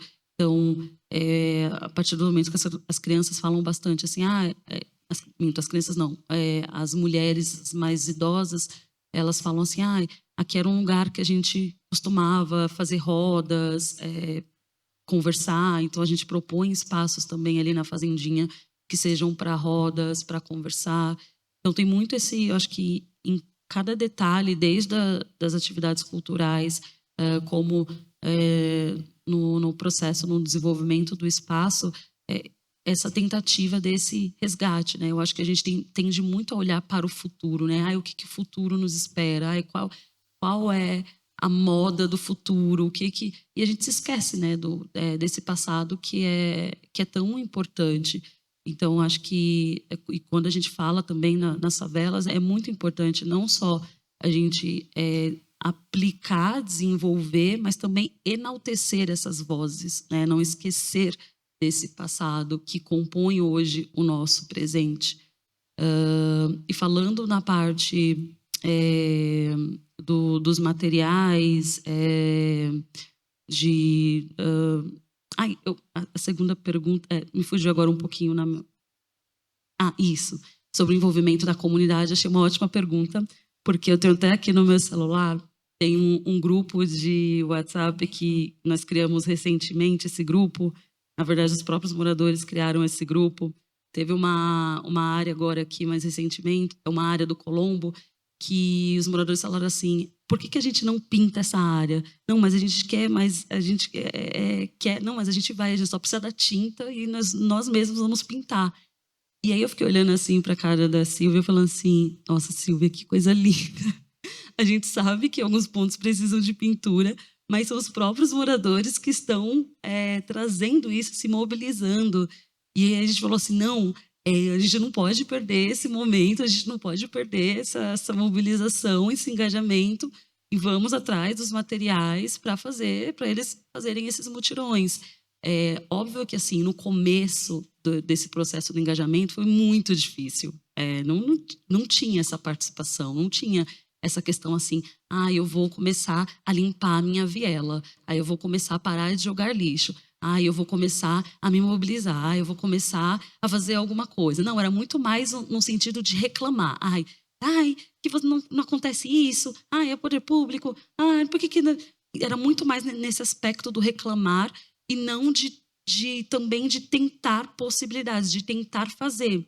E agora não, agora a gente já observa que surgem iniciativas da própria comunidade, desde hortas verticais, jardins verticais, pinturas em vielas. Nossa, teve uma vez um morador, ele falou assim: olha, eu vi a maneira como vocês fizeram uma horta na fazendinha, e é agora que eu aproveitei umas madeiras e fiz aqui uma horta. Ele me chamou para ir lá ver a horta que ele tinha feito. Então, você vai percebendo que, a partir do momento que você leva um pouco do conhecimento técnico, você começa a sensibilizar a comunidade, depois ela vai replicando, ela vai fazendo. E eu acho que o mais interessante é que esse engajamento ele não ficou só no Jardim Colombo, ele foi também se expandindo para outras ações e inspirando também outras iniciativas. E é importante a gente falar de engajamento comunitário, até para as pessoas elas não criarem uma dependência, né, de achar que só vai acontecer alguma coisa se tiver aquele recurso X, Y, Z. Não, mas como que eu posso fazer, talvez na minha maneira, com o recurso que eu tenho ali? Então, sim, tem crescido cada vez mais. Acho que a ideia é se ampliar. Esses dias mesmo estava um grupo de estudantes, eles ficaram impressionados com a rede que existe ali dentro da comunidade. Falaram assim: nossa, como as pessoas, elas, além de serem unidas, como que tem essa rede tão forte? A gente quer estudar, a gente quer entender um pouco disso. Então, não como eu falei anteriormente, não é um processo que começa de maneira fácil, mas a gente foi entendendo que sim. E só para fechar minha fala, uma das bases para que esse engajamento ele fosse possível foi a cultura. Eu ouço muita gente falar assim, né? Mas para que arte? Para que cultura? E a arte e a cultura, ela traz esse engajamento. Ela não só traz esse engajamento, mas eu costumo também dizer que a arte, ela salva. Então, ela traz vida para o espaço, ela traz mais segurança, mexe com os sentidos das pessoas. Então, a partir do momento que nós começamos a desenvolver atividades culturais, recreativas, artísticas na comunidade, esse engajamento ele foi se ampliando porque a gente começou a falar na linguagem dos moradores, porque não era só aquela coisa da Esther quanto técnica ou outros profissionais técnicos falando no espaço, mas de que forma você usa a linguagem que os moradores eles gostam. Não, muita coisa para falar, acho que eu vou me embolar talvez. Mas primeiro as coisas que eu esqueci, né? A minha audiodescrição: eu sou um homem branco de camisa de manga longa cinza, calça marrom. E eu acho que talvez tenha passado corrido. O projeto do Casarão não é um projeto meu. A Arquiva ela colabora enquanto consultor, mas é um projeto de Naya Alban, então a gente está sempre... Enfim, eu moro lá, então eu estou participando muito da obra, mas enquanto ajudante, assim, né? Enquanto buscador de materiais, assim, muito também. E eu acho que tem muitas coisas, assim. Eu acho que a questão da mão de obra especializada, eu não sei se é tanto registro, assim. Eu acho que tem uma coisa muito de demandar, assim. Se o carpinteiro está desaparecendo, é que 90% dos carpinteiros e marceneiros migraram para o MDF, assim, enquanto técnica construtiva. Então, eu acho que aquela frase primeira que eu boto assim: todo projeto prescreve um vazio e um cheio. eu gosto dessa ideia do arquiteto enquanto prescritor, porque de alguma maneira é isso. O que está no desenho demanda um material e demanda um saber. Então, assim, eu acho que a maneira de você preservar é de alguma maneira que os projetos demandem isso, né? Demandem esse tipo de mão de obra, que é uma mão de obra de um mestre, ao invés de outro tipo de material. Eu acho que eu vejo muito nesse sentido, assim. E eu acho que aí já entrando um pouco para a coisa das águas, eu acho que você tem questões do tipo, né? O Saveiro, lá em Salvador, enfim, uma navegação tradicional, ela é tombada, mas ela entra em um trâmite legal. Qual é o trâmite? O Saveiro, eu vou tentar explicar relativamente, que eu não sou o maior entendedor de Saveiro, mas assim, o Saveiro é uma embarcação de carga, mas que hoje em dia não é embarcação de carga, ela teria potencial turístico. Mas como ela era uma embarcação de carga, quem fez o tombamento... A legislação atualmente só permite que você leve 2 pessoas no Saveiro, porque seria o capitão e o ajudante ali da carga. Isso quer dizer que todo o potencial do Saveiro enquanto turismo está acabado, porque ele é considerado um barco de carga. Aí você tem um outro problema, você tem 2 saveiros tombados, mas os saveiros dependem de certas madeiras para você dar manutenção àqueles saveiros, que são madeiras que hoje em dia é proibido o corte. Então, o ofício de carpinteiro naval não consegue trabalhar para restaurar o saveiro tombado porque ele não consegue o material e você não tem um contato para que isso venha de uma madeira prendida. Então, assim, tem várias questões ali que às vezes tem todo um valor de registro, como é o caso do ofício de carpinteiro naval, que foi tombado recentemente, mas se você não monta uma maneira das pessoas subsistirem, seja do saveiro funcionar como um barco de turismo, seja do saveiro funcionar como transporte de carga, porque é o transporte verdadeiramente ecológico, se você pensar alimentos navegando pela Baía de Todos os Santos, chegando na Feira de São Joaquim, num barco à vela, sem emitir carbono, isso também poderia ser uma opção, mas se você não consegue... Então, assim, eu sou muito da questão de resolver essas pequenas coisinhas legais, assim, eu acho que às vezes eu vejo mais isso no sentido de você gerar trabalho para essas pessoas do que o registro. Claro que o registro é importante, mas o registro por si só ele vira um livro que, enfim, é útil quando alguém lá no futuro, depois do ofício já ter acabado, quer rever isso. Aí do Saveiro eu vou para o trabalho lá da Moraria 53, que era uma obra na Bienal, que eram, se eu não me engano, 257 restos de construção civil que a gente recolheu nas praias da Baía de Todos os Santos. Eles, de alguma maneira, estão polidos pela areia e pelo mar.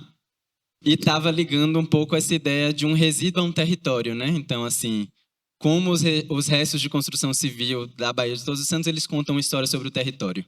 E aí eu acho que, corrigindo a frase, né? Não é que todo projeto prescreve um vazio e um cheio, e o cheio é a arquitetura, porque às vezes o vazio é a demolição que a arquitetura prescreveu e o cheio é o lixão do Jardim Colombo, é a fazendinha. São esses vários aterros sanitários que também estão desenhados em projeto e a gente também não é consciente.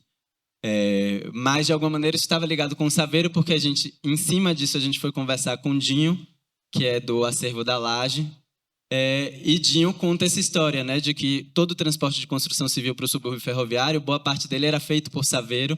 Esses saveiros às vezes naufragavam, às vezes tinham muita derrubada de material e, de alguma maneira, esses resíduos de construção civil também contam essa história desse modelo de transporte, que era o saveiro levando areia, que era o saveiro levando tijolo para toda essa construção de algumas casas do subúrbio ferroviário. E aí eu acho que eu queria terminar um pouco na ideia de laje, assim, eu acho que uma das coisas que dificulta muito, e eu acho que em São Paulo dificulta mais ainda, o trabalho com reutilização é não ter espaço para guardar. Então, assim, o terreno caro, ele faz com que seja impossível. Então, assim, a Civil hoje em dia ela opera num terreno fornecido por uma construtora que apoia a gente, que é a Civil. Se não houver esse terreno, a Arquivo não funciona, porque o valor de aluguel daquele terreno numa região central da cidade não se viabiliza com o comércio de materiais reutilizados. Então, terreno é uma questão.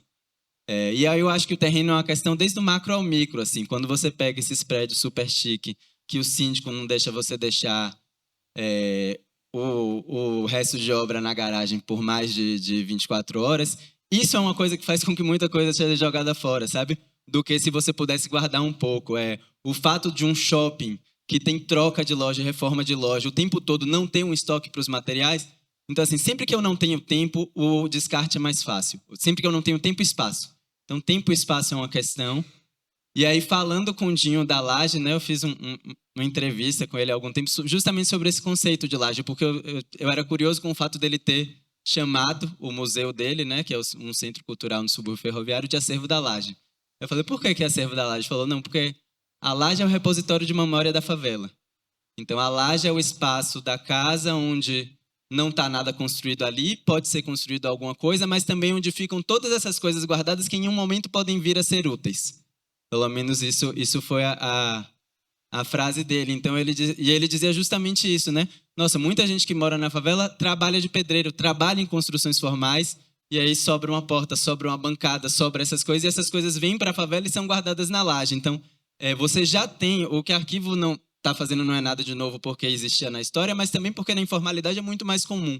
E muito mais comum porque também a informalidade, de alguma maneira, mesmo que nessas favelas superdensas, gere espaços de estoque para alguns materiais que tornam isso possível, e esses materiais como memória também. Então, eu acho que essa trajetória dos materiais dessa cidade formal para a cidade informal é uma coisa que também falta muito ser estudada, assim, né, nessa história dessas formações, dessas construções mais informais, né? Eu acho que tem aí também um diálogo com os materiais que é muito importante, e com os saberes também.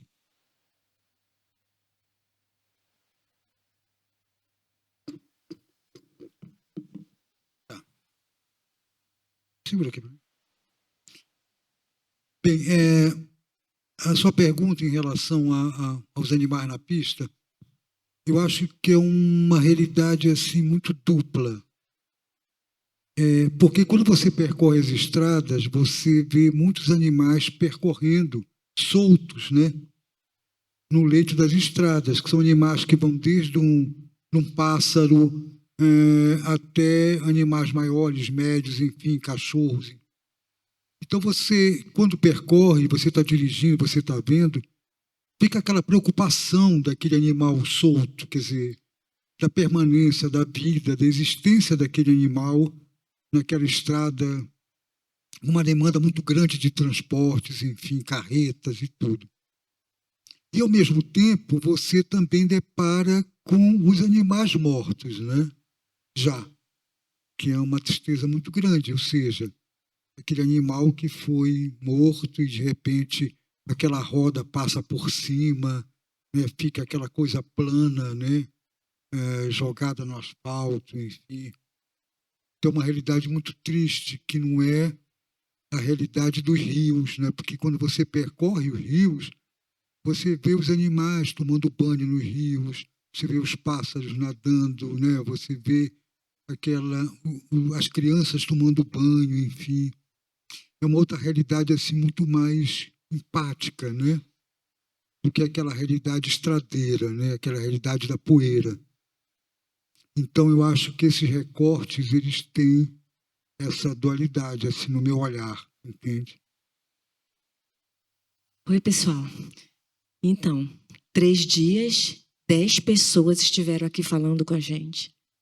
10 pessoas nos afetaram significativamente, e a gente percebeu em cada fala o quanto o mundo é feito de pessoas interessantes que fazem a diferença neste mundo, né? Eu acho que foi um momento assim disparador de muita inspiração para todos nós. E aí, eu creio que a fronteira foi quebrada aqui. Eu quero agradecer a todos os paulistanos que estiveram aqui de coração, junto com os nortistas, com todas as pessoas que saíram dos seus trabalhos, que vieram aqui, né, nos escutar, questionar, né? Eu acho que todo mundo saiu um pouco daqui desassossegada. Eu, particularmente, saí muito. Embora, quando a gente faz uma curadoria que a gente está elaborando, pensando na poética das pessoas, como aliar, atravessar, juntar, conectar, né? Mas na hora que a gente vê tudo acontecendo, aquilo foge daquele pensatório que ocorreu, né, coletivamente. Eu creio que aconteceu isso aqui, né? Nesses dias, nesses passos, com essa marca forte aí vazada, né? Eu vi rio o tempo todo nessas marcas, a obra do nosso Francelino Mesquita, que é um artista paraense maravilhoso, que trabalha essa materialidade do Miriti, que é o nosso isopor da Amazônia, né? Então, eu me senti muito conectada aqui com os rios das Amazônias, com os rios subterrâneos de São Paulo, que foram falados aqui. E eu creio que o rio, de fato, né, ele foi um ponto disparador de cada diálogo, de cada fala, de cada processo iniciador, né, de que a gente percebe que a questão da vida que pulsa, né, como uma veia. Hoje eu estava na USP participando de uma mesa e eu vi uma fala, né, da Sandra Benites, e ela dizendo que o rio, né, é como se fosse mesmo algo que pulsa nas nossas veias, que ele é intrínseco, que ele, né, ele nos percorre, né, e o Chadalu também confirmou muitas questões, e eu percebi que esse rio está sendo falado em todos os lugares. Isso é muito bom, né? Vamos acordar mesmo, vamos olhar para esse entorno. E eu quero agradecer imensamente ao Paulo Meada, a Ana Romã, quero agradecer, nossa, a Sabrina, minha parceira de curadoria, quero agradecer a toda a equipe Tomi, aos artistas paraenses, que nós andamos em bando aqui, paraense, nortista anda em bando, foi maravilhoso. Foi ótimo esses 3 dias também da gente se encontrar e conversar e conhecer pessoas. E eu quero concluir, assim, não concluindo, né, porque esse projeto ainda é só o comecinho, e vocês viram, né, como ele é extremamente potente, estou falando aqui com muita humildade, né, porque eu acredito muito nesse projeto, gente. Convidá-los agora, bom, Belém veio para São Paulo, convidar São Paulo para ir a Belém no final de novembro, para vocês sentirem de perto o que é a amorosidade do caboclo nortista, para vocês sentirem de perto como é essa relação do rio com a cidade, onde tu estás aqui na cidade, mas do outro lado tu vê a ilha, aonde o caboclo ribeirinho enxerga do outro lado a cidade grande, né? E a gente enxerga ele, e a gente se atravessa, e a gente se conversa. Vocês precisam ir lá, conhecer a nossa gastronomia, que é incrível, maravilhosa, uma das melhores do mundo. Mas né? Conhecer o nosso peixe, que é o filhote, um peixe muito nobre, com tucupi, as nossas danças, nossos ritmos caribenhos, nortistas, paraense, que tu não consegue ficar parado, né? E Belém é isso. Eu sou muito apaixonada. Eu estava falando ainda há pouco com o pessoal dali da... Para ti não foi que eu falei que a gente sempre viaja, mas o lugar que eu sempre quero voltar é para Belém. E é lá em Belém que eu quero encontrar todos vocês para continuar esse projeto, porque muito está por vir, né? E a gente vai estar extremamente conectados sempre. Então, eu quero só agradecer a todos aqui, gente. Divina, valeu todo mundo aqui. Obrigada vocês que fizeram esses dias aqui, né? Todo esse processo aí importantíssimo dessa conexão de comunicação, né, fluida aqui, né, de acessibilidade. Obrigada, meus queridos, é isso. Obrigada.